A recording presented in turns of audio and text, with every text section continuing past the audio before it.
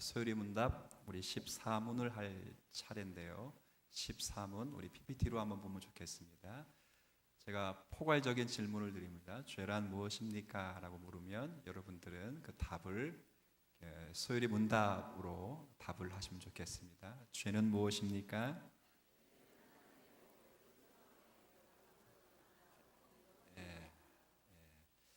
자, 죄가 무엇입니까? 라고 물어볼 때 죄는 두 가지 형식을 가지고 있다 그랬으면 하나는 부족한 것이다. 또 하나는 어기는 것이다. 그렇죠? 이제 하나는 부족하다는 것을 우리 신앙의 선배들은 소극적인 형태의 죄라 이렇게 불렀고, 그리고 어기는 것이라고 했을 때는 적극적인 죄의 면이다 이렇게 불렀어요. 그래서 소극적으로는 어떤 상태? 부족한 상태. 적극적으로는 어떤 면이라고요? 어기는 것. 이게 이제 두 가지. 다시 한번 제가 물으면 여러분들이 죄의 두 면, 소극적인 면과 적극적인 면을 또박또박 같이 여러분이 고백하면 좋겠어요. 묻습니다. 죄는 무엇입니까?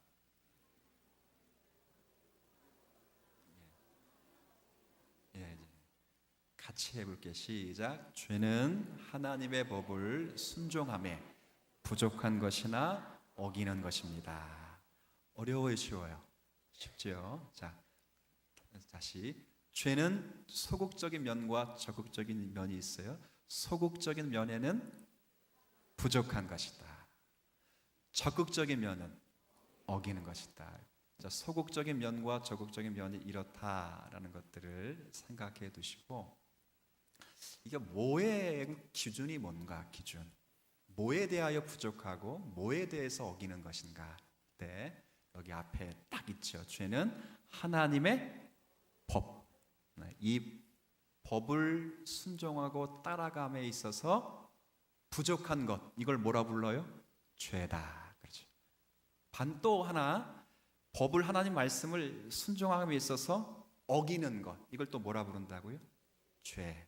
하나는 소극적인 죄의 모습이라 부르고 하나는 적극적인 죄의 모습이라 이렇게 부르는데, 둘 다 결국 뭐예요? 죄.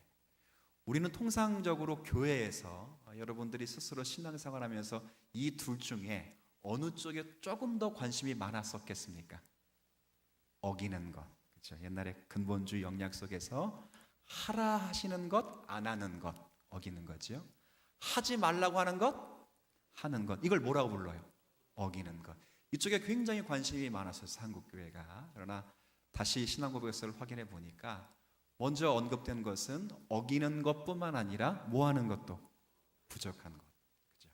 이거 하나 이제 생각해 두시고 이제 이해를 돕기 위해서 소율이 문답을 우리 신앙의 선배들이 많이 해석을 했어요. 그 가운데 여러분들이 좀 쉽게 찾아볼 수 있는 책은 G.I. 윌리엄슨이 쓴 소율이 문답 강해라는 책이 있어요. 그 책에 보면, 이 책은 제가 연애할 때 제 아내가 저희 아내가 되는 조건으로 제가 강의했던 책이에요. 그래서 저는 이거 보고 아내가 시험 봐서 합격해서 저랑 결혼했어요. 그래서 제가 매 만날 때마다 강의하고 또 점검하고 강의하고 점검하고, 바로 그 책인데요. 제가 이 책을 아내에게 추천하는 건 굉장히 쉬워요. 그냥 성도들이 보기에도 어렵지 않기 때문에 두께는 어느 정도 되는데, G.I. 윌리엄슨이 쓴 책이에요. 뭐 혹시나 여러분 메모해 두셨다가 보는 것도 나쁘지 않아요. 거기에 보면 이 소극적인 면과 적극적인 면에 대해서 비유를 하나 드려요. 자, 이제 비유를 드는, 어떤 비유를 드냐면 이걸 설명하는 거예요. 양궁 아세요? 활 쏘는 거? 네, 활 쏘는데 여러분 이제 활을 쏘는데 여기가 관역이에요. 관역인데 여러분의 자리에서 활을 다 쏜다고 생각해. 쏜다고. 근데 쏘는데 두 가지예요. 오다가 힘이 없어서 중간에 떨어지는 것. 이거 둘 중에 뭘 것 같아요? 부족한 것, 어기는 것. 부족한 것. 그렇죠? 또 하나는 쏘긴 쐈는데 힘은 그냥 넘치요. 근데 엉뚱한 슝 날아갔어. 이걸 뭐예요, 그럼 이건? 근데 둘 다 뭐라고요? 예. 자, 여기 두 가지가 다 죄예요. 근데 부족한 것은 방향은 가려고 애는 쓰는데 뭐가 없어요? 그렇죠. 왜 힘이 없을까요? 게으름과 나태함. 여러분 나중에 김남준 목사님이 쓴 게으름이라는 책을 한번 읽어보세요. 게으름은 잠언과 십계명에 근거해서 명확한 죄라는 것을 잘 공지해 두었습니다. 그렇죠? 게으름과 나태함, 우리의 무지와 연약함 때문에 부족하게 나타나는 거예요. 상황이 부족한 것이 아니라 우리의 심령과 내면의 상태가 하나님의 말씀으로 충족되지 못해서 부족하게 나타나는 거예요. 반대로 아이들 보면 꼭 부모가 하라는 것은 안 해요. 저는 한 번도 애들에게 야, 놀아 이런 말을 해본 적이 없어요. 근데 늘상 놀아요. 항상 놀고 깨어있으면서 놀며 살아계시면서 놀아요. 늘 놀아. 근데 한 번도 제가 놀아라 이렇게 말하지 않는데 늘 놀아. 가끔 제가 하는 게 있어요. 가끔 공부 좀 해라. 그건 아이들이 공부를 뭐 하는 신용을 해요. 신용을 하는데 신용을 함에 있어서도 제가 볼 때는 그게 부족하거나 아니면 책상 앞에만 앉아 있어가지고 엉뚱한 걸 이제 공부하는 줄 알았더니 책 위에다가 만화책을, 전 그런 걸 가르쳐 본 적이 없어요. 제가 어릴 때도 그렇게 해봤지만 그렇게 하고 있다. 그러면 이제 그것도 이게 모든 이런 거예요. 제가 이해를 돕기 위해서 한 거예요. 우리 애들이 그렇게 막 나간다는 게 아니고 우리 콩가루 집안처럼 여러분들이 혹시나 우리 애들 그나마 괜찮아요. 저보단 나아요. 그래도 제가 볼 때. 그러니까 이제 그렇게 이해를 하는 거예요. 다시 제가 문을 읽으면 여러분 답을 아시면 돼요. 죄는 무엇입니까?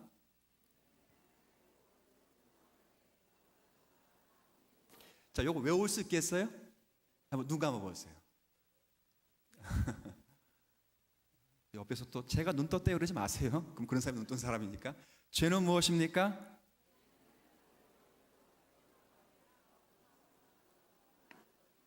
예, 그렇죠.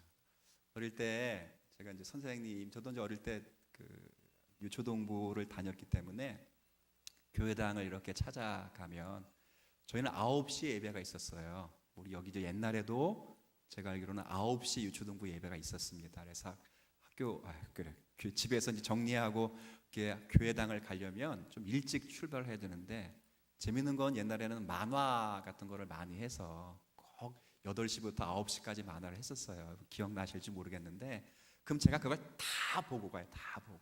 그럼 교회당을 가면 꼭 9시 10분이야. 그럼 선생님이 맨날 뭐라 그러냐면 지각했다 그래. 지각. 그럼 제가 뭐라고 변명할게요? 그래도 예배는 빼먹지? 이게 뭐라고요? 부족한 것이라. 예배 빼먹으라는 게 아니에요. 지금 예배 시간 늦게 오라 그런 의미로 얘기하는 게 아니고 이렇게 변명하는 것. 나 예배는 드렸어 라고 변명을 하지만 영과 진리로, 옛날 번역에는 뭐라고 되어 있냐면 신령과 진정으로, 진심으로 부족한 거지. 반대로 하나님께서 이렇게 하라라고 하셨는데 하기가 싫어. 의도적으로 하기 싫다고 하는 사람 없어요. 뭐 아시겠어요? 하나님 말씀 순종하라는데 난 안 해. 이런 사람 아무도 없어요. 근데 사람의 본성상 하다 보면 안 하게끔 돼요. 안 하게끔 자꾸. 그런 것조차도 하나님은 죄라 이렇게 말씀을 하기 때문에 오늘 죄의 두 가지 형식, 제가 소상히는 설명 안 드리고 오늘 딱 문답 속에서만 설명드린다 그랬잖아요. 이 두 가지 면을 잘 생각해야 돼요. 여러분이 하루하루를 살아가면서 이 면을 좀 잘 생각하면 좋겠어요. 근데 그것보다 더 중요한 건 기준이 있어요. 기준. 자, 부족한 것인데 어기는 것인데 기준은 뭐라고? 기준은 하나님의 법이에요. 법에 순종하는 거예요. 여기서 하나님의 법은 뭘까요? 법. 말씀. 또.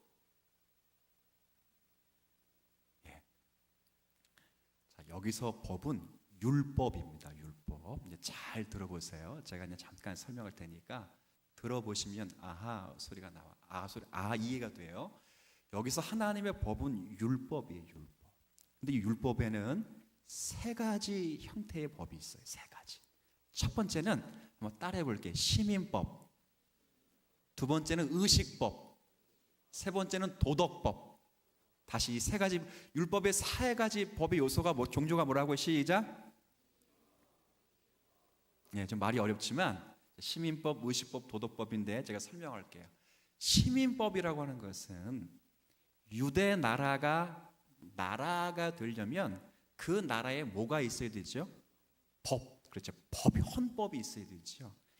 유대 나라가 하나님의 나라로서 정체성을 갖기 위해서 백성들 사이의 나라로서 법을 제정하신 것이 시민법이에요. 물론 이제 하나님 나라와 국가가 똑같은 본질에서 그런 나라는 없기 때문에 이 시민법은 더 이상 우리에게는 똑같이 따라갈 필요는 없어요. 근데 그 당시 시민법에 보면 굉장히 특이한 것들, 참 약자들을 많이 이렇게 배려했다라는 시민법이 있어요. 예를 들면 종으로 몸이 이제 그러니까 돈을 갚을 수 없어서 채무 관계 때문에 종이 되면 시민법 가운데 다 하는 거예요. 몇 년째 되는 해에는 묻지도 따지도 말고 무조건 풀어주라 그랬어요. 7년 안식년. 세상에 그런 법이 있어요. 그런 법. 제가 어릴 때 성경 그 이스라엘의 시민법 보면서 굉장히 도전받았고 감동 있게 받았던 법 중에 하나가 어떤 법이 있었냐면, 채무 관계 속에서 이 채무자가 빚을 갚을 수 있는 능력이 없으니까 이제 그 사람의 겉옷을 가지고 겉옷. 근데 여러분들이 팔레스타인 이런 지역을 보면 낮에는 무지 춥지만 저녁에는 어때요? 아니, 좀 잘못 얘기했어요. 물 한 잔 마셔. 낮에는 불기둥이 아니죠. 낮에는 구름 기둥이죠. 그렇죠? 낮에는 무지 덥지만 밤에는 엄청 추워. 그래가지고 혹시 돈을 갚지 못해서 저 사람의 겉옷을 가져가게 될 때는 혹시 아세요? 저녁이 되면 다시 돌려주고. 아니, 이런 게 어디 있어요? 이런 게. 이게 이제 시민법으로 쫙 있는. 얼마나 멋져요. 그러나 그것은 이스라엘이 사회로 국가로 존속하는 동안에만 있었어요. 이제 영적 이스라엘이라는 세계가 예수 그리스도의 부활 이후 있게 되는 때는 시민법은 더 이상 우리에게 존속되지는 않아요. 또 하나, 두 번째 무슨 법이 있다고 했어요? 의식법. 의식법은 예수 그리스도의 오심을 예표하기 위해서 상징적인 모습으로 보여주는 법들이에요. 여러분 너무도 잘 알아요. 성막, 제사, 절기. 그렇죠? 지금 성막과 성전이 더 이상 없고 절기를 지키지 않고 제사를 드리지 않는 것은 예수 그리스도가 우리에게 오셔서 죽으시고 부활하셨기 때문에 예수 그리스도의 오심으로 인해서 딱 주일날, 그렇죠? 주일날 모든 것을 한꺼번에 지키잖아요. 그래서 의식법은 결국 누구를 예표하는 거라고요? 그럼 예수 그리스도가 오시고 난 다음엔 더 이상 유월절을 지키자라고 당회 장로님들이 막 열의해가지고 다음 주에 양 잡고 여러분이 피를 막 뿌리면 그 즉시로 우리 장로님들과 저는 교회에서 쫓겨나야지. 그렇죠? 그럴 수 없어요. 그건 누구를 예표한 거기 때문에 그렇지. 그렇기 때문에 없어요. 그래서 의식법도 예수 그리스도가 오신 이후부터는 더 이상 우리 가운데 지켜지거나 존속되지는 않아요. 그럼 마지막 하나 남았어요. 마지막 보세요. 시민법, 의식법, 또 하나 뭐 남았다 그랬어요? 도덕법. 도덕법은 뭘까요? 도덕법을 우리가 오해하면 도덕적으로 지키는 법 이렇게 알고 있는데, 사람이 살면서 존속되어야 되는 것은 사람됨입니다. 됨. 공자와 맹자도 사람됨에 대해서 이야기했던 것처럼 사람됨이죠. 그 사람됨을 도덕과 윤리라는 것으로 우리가 보편적으로 이야기하는 것처럼 인류가 존속하는 동안에 끊임없이 영원히 지켜야 될 법, 그 법이 도덕법이라고 불러요. 그 율법 가운데 뭐가 있을까요? 시민법 빠지고 의식법 빠지면 뭐가 남았어요? 도덕법 남았는데 뭐가 남았어요? 이렇게 했는데도 잠깐만. 제가 유초등부 설교하는 것보다 더 어려워 지금 이게. 어떻게 하면 여러분들이 답을 할 수 있고 이게 그렇죠. 우리 아이들도 여러분 그 어른들이 어른으로서 잘 성장하고 해야지 나중에 이제 아이들이 커서 하나님에 대한 지식과 신앙 고백들을 잘 해서 성장해 나갈 때 이 교회 어른들 보고 저보고 어른들 보고 비전 없어 그러면 안 돼요. 그런 소리 들으면 안 되니까 우리 어른들도 좀 이렇게 경각심을 가지고 한 번만 따라해 볼게요. 깨어 근신해서 하나님 말씀을 바르게 알자. 스위스 제2 신앙고백에 보면 하나님 말씀을 정관하는 것이 참된 경건이라고 했어요. 경건은 개인의 감정도 아니고 개인의 신앙적 행위도 아니에요. 경건은 하나님의 말씀을 정관해서 그 말씀 앞에 자신의 인격을 드릴 때 거기에 삼위일체 하나님의 역사와 예수 그리스도의 인격이 묻어나는 거예요. 하나님 말씀을 잘 이해하는 거예요. 그래서 다시 돌아와요. 법은 이제 하나 도덕법 남았는데 그 도덕법은 뭘로 남았다고요? 네, 십계명. 그러니까 여러분들 여기서 이제 법 그러면 하나님의 법을, 그러니까 십계명의 순종함에 이렇게 읽으시면 돼요. 이제부터는 자, 제가 죄는 무엇입니까? 라고 물어보면 죄는 하나님의 십계명에, 이렇게 하시면 돼요. 일단 죄는 무엇입니까?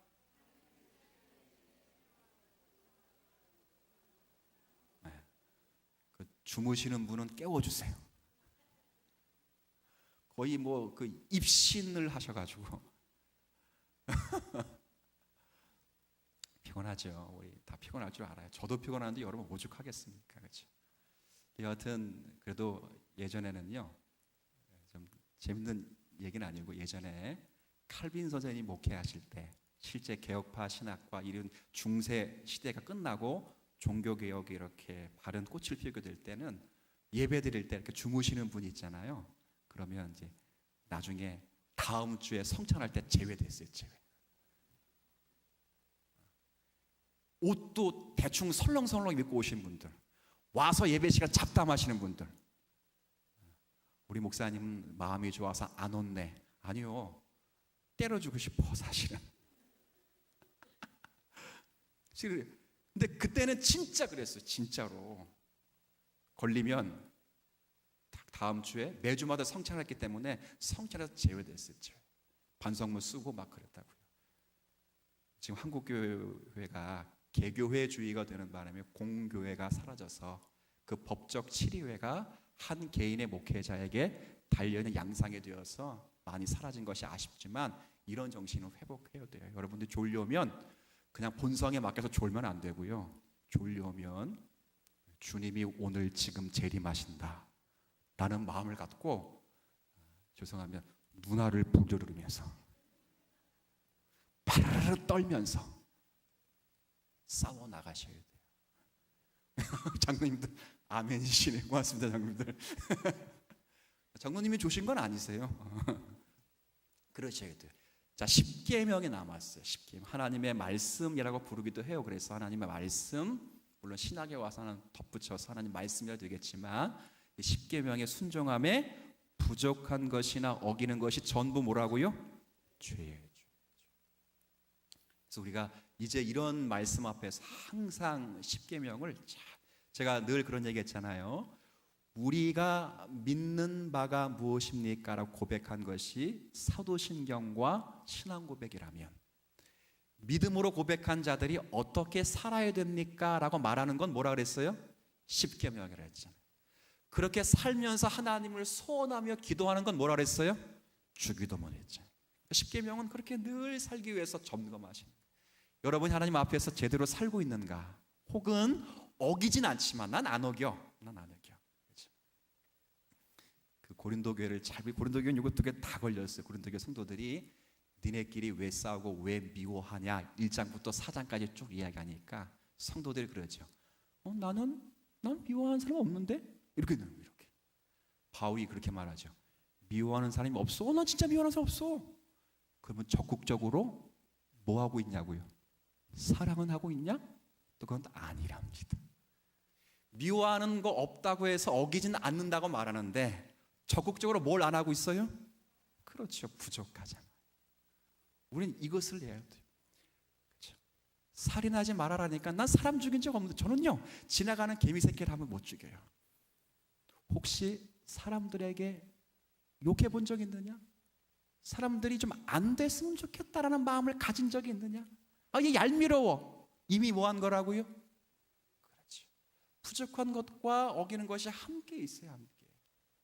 우리는 굉장히 부족한 것이 빼고 어기는 것이라고 하는 문자적 어떤 조항에 익숙해져 가지고 우리는 그쪽에 모든 포커스를 두는데, 실제로는 어기는 것 앞에 뭐부터 나와 있다고요? 부족한 것부터 나와 있어요. 저를 포함해서 우리 모두가 함께 점검해야 돼요. 하나님 말씀을 보면 하나님을 사랑하는 게 뭔가? 오늘 우리가 읽은 말씀에는 죄를 짓는 것은 불법이라 이렇게 되어 있지만 적극적으로 요한일서 5장을 좀 5장인가요? 자, 요한일서 5장을 보세요. 요한일서 5장. 정말 하나님을 사랑하는 것이 뭘까요? 한 장만 더 뒤로 넘기면 돼요. 요한일서 5장 3절 보세요. 3절. 자, 제가 읽어드릴게요. 3절. 하나님을 사랑하는 것은 이것이니 우리가 계명을 지키는 것이요. 하나님의 법 10계명에 기준한 하나님의 뜻과 하나님 말씀을 뭐 하는 거라고요? 지키는 거예요. 이게 누구를 사랑하는 거라고요? 하나님. 종교적인 열심 문제도 아니랍니다. 여러분이 신앙 행위 문제도 아니랍니다. 정말 하나님 말씀대로 부족한 것이 없고 어기는 것이 없기를 바라는 마음으로 하나님 말씀을 잘 이해하고 그 말씀을 실현하기 위하여 애를 쓰고 힘쓰는 것, 이거 누구 사랑하는 거다? 하나님 사랑하는 것이다. 오늘 아침 설교도 그랬잖아요. 하나님은 여러분이 한 일을 받으시는 것이 아니라 누구를 목적하고 계신다고요? 여러분 자신을 목적하고 계신다. 여러분 자신의 예수 그리스도처럼 신의 성품에 참여한 자 되기를 원하신다, 그 말이에요. 얼마나 멋있습니까? 우리의 기능과 우리의 행위를 요청받거나 요구하지 않고 우리 자신이 당신처럼 되기를 원하시고 그렇게 하시기 위해서 되기 위해서 십자가를 지시고 죽으시고 부활하시고 성령 가운데 우리 가운데 계신다는 그 사실이 얼마나 감사한지 몰라요. 우리는 깨달아야 돼요. 하나님의 법과 하나님의 계명을 지키기 위해서 정말 절실해요. 물론 성령의 도우심이 필요합니다. 울어야 되고 말씀 앞에 여러분이 각성하시고 기도하셔야 돼요. 제가 어제 우리 교회 세교우 가운데 좀 어려움이 있는 한 성도님과 오래 통화를 했어요. 남자분이신데 지난 주일날 마지막, 본인은 이제 마지막이라고 생각을 했겠죠. 물론 언젠가 또 오시겠지만 저를 좀 보려고 했는데 제가 바빠서 저를 못 만난 거예요. 저 너무 안타깝더라고요. 그래서 뭐 배 목사님을 좀 만나고 하면 배 목사님도 세교 교육 들어가시고 어쩔 수 없이 세교 위원장 부장님이신 장로님을 만나고 가셨어요. 근데 이게 어떻게 연유가 됐냐면 이분이 요 주공 요 앞에 사시는데 일을 하다가 좀 가정이 좀 어려워서 이제는 혼자 취업을 해가지고 저 멀리 포천으로 이제 가야 돼요. 무슨 일을 하시냐 했더니 골프장에서 이런저런 일을 막 한대요. 마음이 좀 아프면서 이런저런 이야기를 오랫동안 했어요. 하다가 제가 마지막에 우리 성도님 기도 제목이 있으면 제가 말씀해 주세요. 제가 매일매일 기도해 드리겠습니다 했더니 두 가지 기도 제목을 내더라고요. 첫 번째 기도 제목이 뭘 내냐면 목사님, 제가 사업이 망하고 지금 여기까지 와가지고 생각나는 것은 때로는 하나님은 너무 원망스럽대요. 원망. 사업이 망한 것도 어려운데 포천까지 사랑하는 아내 떨어져야 되지요. 자녀들 떨어뜨려 놓고 혼자 와가지고 여기서 그렇게 고생. 그러니까 너무 더워가지고 그날은 현기증이 3번 나가지고 뻘뻘 주저앉았대요. 얼마나 마음이 아픕니까? 기도를 부탁하는데 목사님, 제가 순간순간 하나님을 원망하는데 그런 마음이 안 생기도록 하나님의 마음으로 충만할 수 있도록 제게 기도 부탁을 했어요. 얼마나 제가 가슴이 아프고 같이 이렇게 마음을 나누는지 몰라. 두 번째 기도 제목은 또 뭐라 그러냐면 목사님, 두 번째 기도 제목은 오늘 깜짝 놀랐어요. 제가 깜짝 놀라 너무 감사했는데 우리 주님 사랑교회가 지금 목사님이 가르치신 그 말씀으로 잘 서서 정말 세계적으로 이 소사동 본동의 부천에서 모범적인 교회가 되었으면 좋겠습니다. 어떻게 아멘을 안 하시면 포천에서 그날 3번 쓰러졌대. 현기증 나가지고 골프장에 뭐 했겠어요? 골프공 죽고 물포다 날르고 그 일 하루 종일 하루에 잠 못 쉬고 쉬는 날이 없대요. 일주일에 한 번도 못 쉬고 여태까지 못 쉬어봤대 계속. 그래서 언제 집에 올지 모르는데 애들 생각도 막 그래요. 그래서 내가 신방을 꼭 가달라고 부탁을 해서 꼭 가겠다.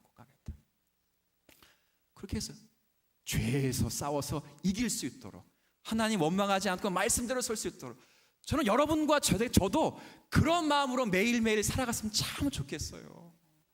교회 오는 거 몇 가지 점검하지 마시고 11조 그 다음에 뭐 내가 성경 몇 장 읽었느냐 그런 것 교회 와서 성도들과 재밌게 보내 그런 것도 중요하지만 근본적으로 여러분 하나님 말씀 앞에 내가 온전히 서서 그 말씀 앞에서 하나님이 원하시는 뜻을 지금 이루고 있는가를 정말 가슴 앞에서 회개하고 돌아오시고 말씀으로 점검하셔서 여러분을 통해서 하나님의 거룩한 뜻이 이루어졌으면 참 좋겠습니다. 사무엘이 사울에게 뭐라 말해요? 순종이 제사보다 낫고 듣는 것이, 왜 순종이 제사보다 낫지요? 신앙생활 오래 하셨잖아요. 권사님, 장로님들 오래 하셨잖아요. 왜 순종이 제사보다 나아요?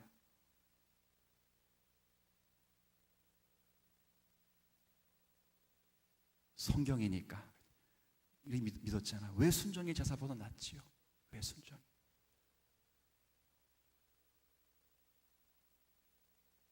그 본문은 하나님과의 관계를 이야기해. 관계. 사울 왕이 하나님과의 관계를 돈독히 하기 위해서 하나님께 무엇을 바치면 하나님이 나와의 관계를 돈독하게 해줄 것으로 알고 뭘 드리고 있어요 지금? 제사. 사무엘이 뭐라 말해요? 당신과 하나님의 관계는 무엇을 바쳐서 성립되는 그런 관계가 아니라 아버지와 아들의 관계이기 때문에 거기서 요청되는 것은 인격의 연합에서 나오는 참된 아버지를 인정하는 것이 제사보다 훨씬 나은 것이다. 얼마나 큰 특권을 받았습니까? 순종할 수 있는 특권을 받았다는 것은 하나님께 보상해야만 여러분이 구원을 받는다거나 하나님께 무엇을 들어야만 축복을 받는다는 차원이 아니라 하나님 모든 것을 책임져 주시는 하나님 아버지로서 우리에게 부족함이 없다는 것을 인정하는 것이라 그 말이에요. 이런 은혜를 우리가 누리고 있어요. 이런 은혜. 그러기 위해서 하나님이 누구까지 죽였다고요? 제가 여러분 힘들다고 저는 제 시찬이 못 죽이겠다고요. 여러분 제 시찬이 몸종으로 쓰세요. 못 죽겠어요. 그러나 그런 일을 하나님은 하셨어요. 못할 것이 없어요. 다리 몽둥이를 부러뜨리더라도 여러분을 하나님의 사람으로 만들고 마실 거예요. 우리 이 말씀 앞에서 점검하시는 여러분과 제가 되시기를 주의 이름으로 축원합니다. 하나님, 순종이 제사보다 낫습니다. 듣는 것이 수양의 기름보다 낫습니다. 경청해야 합니다. 말씀대로 살아보려고 애를 써야 합니다. 하나님의 말씀을 지키려고 최선의 노력으로 하나님을 사랑하게 하여 주옵시고 그 말씀을 부지런히 지켜보려고 노력하는 저희들 되게 하여 주옵소서. 물론 털어서 먼지 안 나는 사람 없습니다. 견물생심이라고 언제나 우리는 유혹의 거리에 놓여 있습니다. 우리가 다 지킬 수 없기에 성령 하나님께 도움을 구해야 할 것입니다. 주님, 은혜를 더하여 주옵시고 주님이 우리에게 은혜를 주실 것을 믿으며 그 은혜로 인하여 하나님을 경험하며 사는 저희 모두가 되게 하여 주옵소서. 한 주간을 나갑니다. 하나님, 다양한 환경과 사건 속에 놓이게 되지만 그리고 먹음직스럽고 보암직스럽고 탐스러울 만한 많은 것들이 이 세상의 가치로 우리 가운데 다가오지만 미혹과 유혹을 조심해서 하나님의 사람으로 남는 우리의 실체가 예수 그리스도로 증거되는 한 주간 살아가도록 은혜를 더하여 주옵소서. 건강이 좋지 못하다고요? 하나님, 건강까지 책임져 주옵소서. 마음에 근심이 있다고요? 그 근심이 하나님을 예배하는 일에 방해가 되지 않도록 주님께서 책임져 주옵소서. 우리는 무조건 주의 말씀을 따라 하루하루를 믿음으로 살기 위하여 힘쓰고 애쓰는 저희 모두가 되게 해 주옵소서. 주 예수 그리스도의 은혜와 아버지 하나님의 크신 사랑과 성령님의 위로하심이 오늘 예배하는 모든 심령 위에 이제로부터 영원까지 함께 하시기를 축원하옵나이다.